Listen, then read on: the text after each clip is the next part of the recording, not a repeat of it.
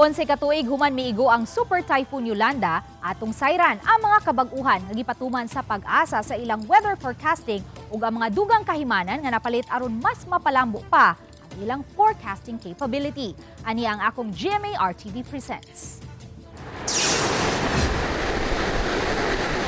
11 ka tuig human gikuso-kuso sa Super Typhoon Yolanda ang dakong bahin sa Kabisayan niadtong Nobyembre 8, 2013 padayon nga nanggawas ang mga kahigayunan nga makat-on gikan sa maong katalagman.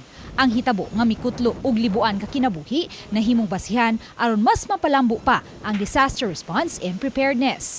Ang pag-asa sa ilang bahin mibutyag nga ubay-ubay na ang ilang mga napalit nga mga ekipo aron mas mapalambo pa ang ilang kapabilidad sa pagbana-bana sa panahon. Sa wala pa ang Yolanda, tulo lang ang gitamdan sa pag-asa nga classification sa tropical cyclone, ang tropical depression, tropical storm ug typhoon.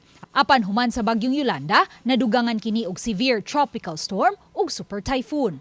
During Yolanda, no, actually we call it as almost or if not perfect forecast in terms to the track of the Yolanda. Ang problema lang ato, we're not used to that kind of impact of the tropical cyclone. And dunay claim noon nga wala sila kasabot sa storm surge.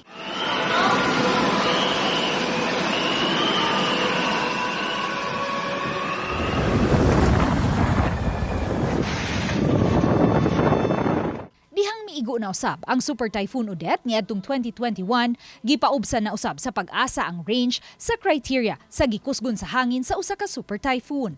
Kaniadto gikinahanglang moabot una sa 220 kilometers per hour ang gikusgon sa hangin sa usa ka bagyo aron matawag kining super typhoon.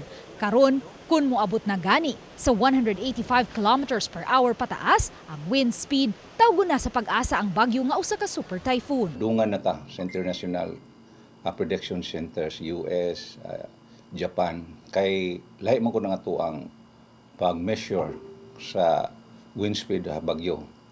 Every 10 minutes sa tuwa and sa ilaha is every 2 minutes. So mo nang mas ubos ang atuang wind speeds. Ubay-ubay na usab ang mga products and services sa pag-asa human sa 11 ka tuig. Usa niini ang matag karon og unya nga rainfall warning system diin may mga rainfall advisories nga ipagawas ang pag-asa matag karon og unya. Ang 6-month climate outlook ug ang 2-week tropical cyclone potential threat forecast. Nahimo kini sa pag-asa human nakapalit og dugang mga kahimanan human gipirmahan ni kanhi presidente Noynoy Aquino ang modernization program sa pag-asa niadtong 2016.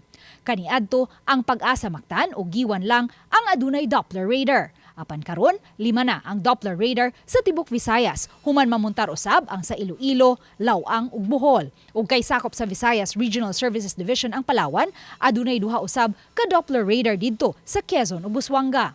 Miabot na usab sa 54 ang mga automatic weather stations lukop Visayas. Ug 14 na ang functioning sa mga gimontar nga coastal radars nga gitumong aron ma-monitor ang kahimtang sa kadagatan.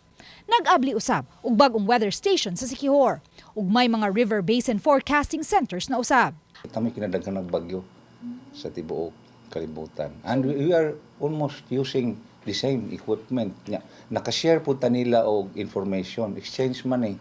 So open source ang ilahang output, makita nato ang output po nato in terms of yung mga weather model, nakita po nila.